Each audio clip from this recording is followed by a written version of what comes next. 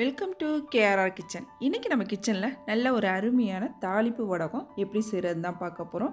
இந்த வடகம் பார்த்திங்கன்னா 1 வருஷம் வரைக்கும் நம்ம கெட்டு போகாமல் வச்சிருந்து பயன்படுத்தலாம். இந்த வடகத்தை பயன்படுத்தி நம்ம குழம்பு செய்யும் போது பார்த்திங்கன்னா குழம்போட டேஸ்ட்டும் வாசனையும் அவ்வளோ ஒரு அருமையாக இருக்கும். இந்த வடகத்திலே நம்ம சட்னியும் செய்யலாம், துவையல் அரைக்கலாம், ரொம்ப அருமையாக இருக்குங்க. இட்லி தோசை கூட நல்லா சுட சுட வச்சு சாப்பிட்றப்ப.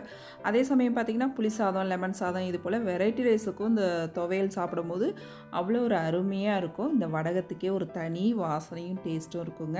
இந்த வடகம் எப்படி செய்கிறதுன்னு நம்ம வீடியோக்குள்ளே போய் பார்ப்போம். அதுக்கு முன்னாடி நம்ம சேனலை இப்போ தான் ஃபஸ்ட் டைம் பார்க்குறீங்கன்னா சப்ஸ்கிரைப் பண்ணி வச்சுக்கோங்க.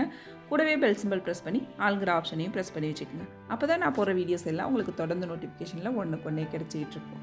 இப்போ வாங்க இந்த தாளிப்பு வடகம் எப்படி செய்கிறதுன்னு பார்த்துடலாம்.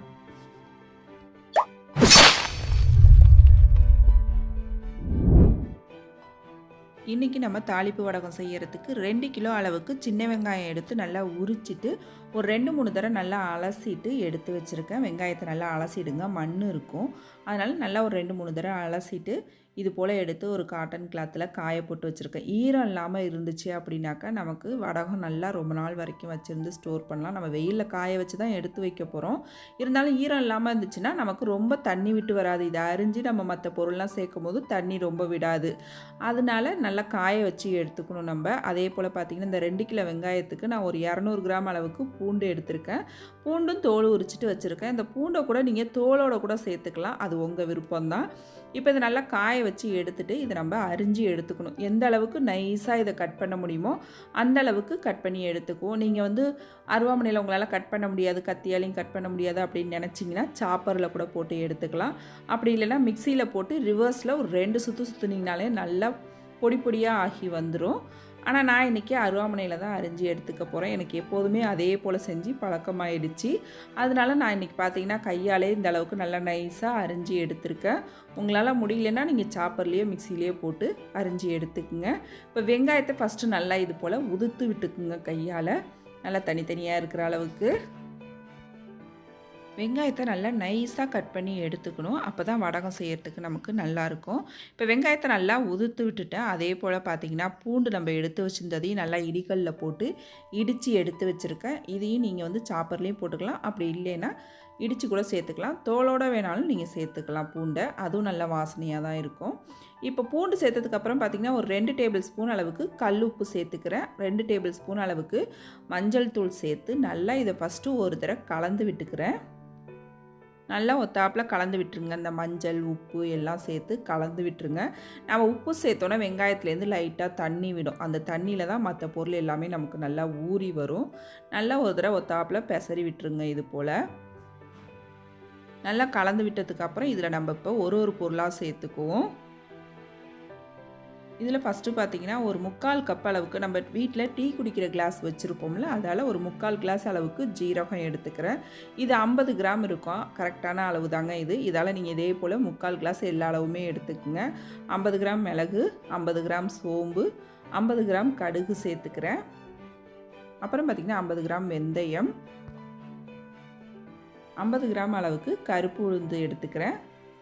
நீங்கள் கருப்பு உளுந்துக்கு பதிலாக வெள்ளை உளுந்து கூட சேர்த்துக்கலாம். ஆனால் பார்த்தீங்கன்னா நீங்கள் உடச்ச உளுந்து எடுத்து சேர்த்துக்குங்க, அதுதான் நல்லா ஊறி வரும். முழு உளுந்துங்கிறப்ப நமக்கு அவ்வளோவா ஊறி வராது, உருண்டையும் பிடிக்க வராது. உடச்ச உளுந்தாக எடுத்துக்குங்க. எந்த உளுந்து எடுத்துக்கிட்டாலும் உடச்ச உளுந்தாக எடுத்துக்குங்க. 50 கிராம் அளவுக்கு உளுந்து சேர்த்துருக்கேன். இதில் 1 டேபிள் ஸ்பூன் அளவுக்கு பெருங்காயத்தூள் சேர்த்துக்கிறேன். நல்லா பொடுசாக நறுக்கின கருவேப்பிலை, நல்லா 2 கைப்பிடி அளவுக்கு இறுக்கி பிடிச்சா இருக்கும், அந்த அளவு சேர்த்துக்கிறேன். கருவேப்பிலை நிறையா சேர்த்துக்கலாம், நல்லா வாசனையாக இருக்கும் தாளிப்பு வடகத்துக்கு. இப்போ எல்லா பொருளுமே சேர்த்தாச்சு, நல்லா கலந்து விட்டுருங்க. எல்லார் வீட்லேயும் மெஷரிங் கப் கரெக்டாக இருக்காது. 50 கிராம் தனியாக அளந்து எடுக்க முடியாதுங்கிறதுக்கு தான் நான் சரியான அளவு சொல்லியிருக்கேன். டீ குடிக்கிற கிளாஸால் 3/4 கிளாஸ் எடுத்திங்கன்னா 50 கிராம் அளவு கரெக்டாக இருக்கும். இப்போ இதை வெங்காயத்து கூட எல்லா பொருளும் சேர்த்து நல்லா ஒத்தாப்பில் கலந்து விட்டுருங்க. நல்லா கலந்து விட்டு இது போல் அமுக்கி வச்சுருங்க. இது போல் அமுக்கி வைக்கும் போது பார்த்திங்கன்னா எல்லா பொருளும் நல்லா அந்த வெங்காயத்தில் உள்ள ஈரப்பதத்திலே ஊறி வந்துடும். நல்லா வெங்காயத்தை இது போல் அமுக்கி விட்டுட்டு ஒரு தட்டு போட்டு ஒரு நைட்டு ஃபுல்லாக நல்லா ஊறி வரட்டும். மறுநாள் காலையில் என்ன பண்ணுங்கிறத நான் உங்கள்கிட்ட சொல்கிறேன். நல்லா இப்போ இது ஊறி வரட்டும். இப்போ பாருங்கள், நல்லா ஊறிட்டு மறுநாள் காலையில் தான் நான் உங்களுக்கு ஓப்பன் பண்ணி காட்டுறேன். எல்லா பொருளுமே பாருங்கள் எந்த அளவுக்கு நல்லா ஊறி, வெங்காயத்துலேயும் அந்த அளவுக்கு தண்ணி இல்லை பாருங்கள். நல்லா இந்த அளவுக்கு இருக்கும். இதை வந்து நம்ம என்ன பண்ணணும்னா ஒரு 2, 3 தாம்பாளம் எடுத்துக்கங்க. நீங்கள் எடுக்கிற வெங்காயத்துக்கு தகுந்த அளவு தாம்பாளம் நல்லா பெருசாக எடுத்துக்கங்க.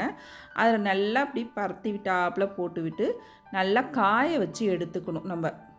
இப்போதைக்கு உருண்டை பிடிக்க முடியாது. நம்ம இது போல் காய வச்சுட்டு நம்ம உருண்டை பிடிச்சோம் அப்படின்னாக்கா வெங்காயம் சீக்கிரம் நமக்கு காஞ்சி வந்துடும். சீக்கிரம் கெட்டு போகாமல் ரொம்ப நாள் வரைக்கும் நம்ம வச்சுருந்து யூஸ் பண்ணலாம். நம்ம இப்போயே உருண்டை பிடிச்சிட்டோம் அப்படின்னா உள்ளுக்குள்ளே கருவடகம் அவ்வளோவா காஞ்சி வராது. அதனால் ஃபஸ்ட்டு என்ன செய்கிறீங்க, எல்லா ஜாமானையும் ஊற வச்சதுக்கு அப்புறம் வெங்காயத்தை நல்லா இது போல் ஒரு நாள் ஃபுல்லாக காய வச்சு எடுத்துக்குங்க. காய வச்சு எடுத்ததுக்கப்புறம் என்ன செய்கிறதுன்னு பார்ப்போம்.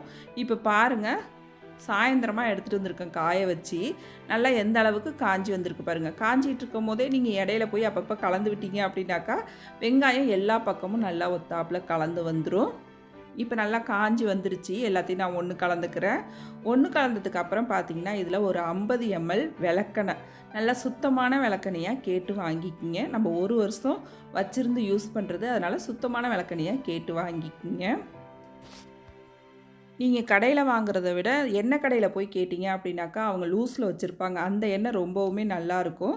இப்போ 50 ml மட்டும் அந்த எண்ணெய் சேர்த்துக்குங்க. அதிகமான அளவு விளக்கெண்ணெய் சேர்த்துடக்கூடாது.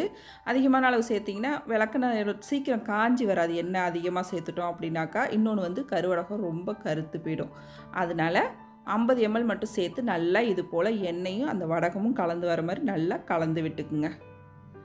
இப்போ கலந்ததை பார்த்திங்கன்னா ஒரு பாத்திரத்தில் நான் எடுத்து வைக்கிறேன் எல்லாத்தையும். இது வந்து மறுநாள் நைட்டு, நாள் எல்லா பொருளையும் கலந்து ஊற வச்சோம். மறுநாள் நைட்டு வெங்காயம் காய வச்சு விளக்கெண்ணெய் ஊற்றி இது போல் அமுக்கி வச்சுருங்க. இப்போ நம்ம உருண்டை பிடிக்கக்கூடாது. இதே போல் அமுக்கி வச்சிட்டோம்னா அந்த எண்ணெயும் அந்த பொருளோடு சேர்ந்து நல்லா இன்னும் ஊறி வரும். இப்போ இது ஒரு தட்டு போட்டு மறுநாள் நைட்டு நல்லா ஊறட்டும். ஊறினதுக்கப்புறம் மறுநாள் காலையில் தான் நம்ம உருண்டை பிடிக்கணும். அது எப்படி செய்யணுங்கிறத நான் உங்கள்கிட்ட அப்புறமா ஷேர் பண்ணுறேன். இப்போ பாருங்கள், மறுநாள் காலையில் ஓப்பன் பண்ணுற விளக்கெண்ணெய் சேர்த்து ஒரு நாள் நைட்டு ஃபுல்லாக நல்லா ஊற வச்சுட்டேன். பொருள் எல்லாமே பாருங்கள் நல்லா ஊறி கரெக்டான பக்குவத்துக்கு இருக்குது பாருங்கள். அந்த வெங்காயத்துலேயும் ஈரம் இல்லாமல் நல்லா காஞ்சிருக்கு. இந்த அளவுக்கு இருக்கும்போது நம்ம உருண்டை பிடிச்சி காய வச்சோம் அப்படின்னாக்கா நமக்கு ஒரு 3லேருந்து 4 நாளுக்குள்ளே ஈஸியாக காஞ்சி வந்துடும். உள்ளேயும் நல்லா காஞ்சிரும், வெளியிலையும் நல்லா காஞ்சிரும். இப்போ இதை வந்து நம்ம கையால் ஒரு உருண்டையாக உருட்டி எடுத்துக்கணும். நல்லா அழுத்தி உருட்டணும். இது போல் உங்களுக்கு கொஞ்சம் நீங்கள் சேர்த்த பொருள் எல்லாம் அதிகமாக போயிட்டு அப்படின்னு நினச்சிங்கன்னா நீங்கள் வெங்காயம் இன்னும் கொஞ்சம் கட் பண்ணி சேர்த்துக்குங்க. நான் இன்றைக்கி சொன்ன பொருள் எல்லாமே 2 கிலோ வெங்காயத்துக்கு சரியான அளவாக இருக்கும். சப்போஸ் நீங்கள் சேர்க்கும் போது கூட குறைச்ச போயிட்டு அப்படின்னாக்கா கொஞ்சம் வெங்காயம் நறுக்கி சேர்த்துக்கிட்டீங்க அப்படின்னா உங்களுக்கு கரெக்டாக இருக்கும். இது போல் உருண்டை பிடிக்க வரணும் நல்லா. இப்போ இதே போல் எல்லா வெங்காயத்தையும் நான் உருண்டை பிடிச்சி எடுத்து வச்சுக்கிறேன். இப்போ பாருங்கள், ஒரு 15 உருண்டை கிட்ட ரெடி பண்ணி வச்சுருக்கேன். இப்போ இதை வந்து நம்ம வெயிலில் கொண்டு போய் காய வைக்கணும். காய வைக்கும் போது மத்தியானத்துக்கு மேலே போய் பார்த்திங்கன்னா உருண்டைகளை திருப்பி வைங்க. திருப்பி வச்சு நம்ம காய வைக்கும் போது பார்த்திங்கன்னா ஒரு 3 நாள் காய வச்சாலே போதும், நல்லா காஞ்சி வந்துடும். ஒரு 3 நாளைக்கு இந்த வடகத்தை நல்லா காய வச்சுட்டு அதுக்கப்புறம் நான் உங்கள்கிட்ட காட்டுறேன் பாருங்கள். நல்லா வெயில் அதிகமாக இருக்கிற சமயத்துக்கு இதை ரெடி பண்ணி வச்சுக்குங்க. இப்போ பாருங்கள், நல்லா ஒரு 3 நாள் காய வச்சு எடுத்துட்டேன். வடகம் நல்லா காஞ்சி சூப்பராக ரெடியாக இருக்குது பாருங்கள். நீங்கள் இந்த வடகத்தை கையில் எடுக்கும் போது பார்த்திங்கன்னா ரொம்ப லேசாகிடும். அதே போல் உருண்டையும் ரொம்ப சின்னதாகிடும். நம்ம உருட்டினதுக்காக இது ரொம்பவுமே சின்னதாகிடும்.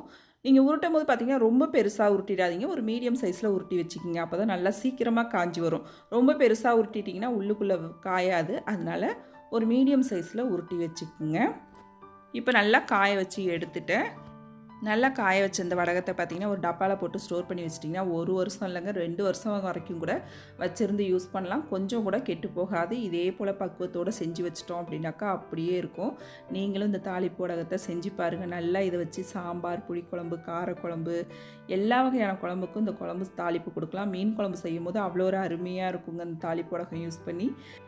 இந்த தாளிப்பு வடகம் நான் இன்றைக்கி சொன்னது போல் ட்ரை பண்ணி பாருங்கள். ட்ரை பண்ணி பார்த்துட்டு எப்படி இருக்குன்னு எனக்கு கமெண்ட் பண்ணுங்கள். என்னோட ரெசிபி பிடிச்சிருந்துன்னா லைக் பண்ணுங்கள், ஷேர் பண்ணுங்கள். மறக்காமல் நம்ம KRR கிச்சனை சப்ஸ்கிரைப் பண்ணி வச்சுக்கோங்க. நாளைக்கு வேறொரு ரெசிபியோடு சந்திப்போம். தேங்க்ஸ் ஃபார் வாட்சிங்.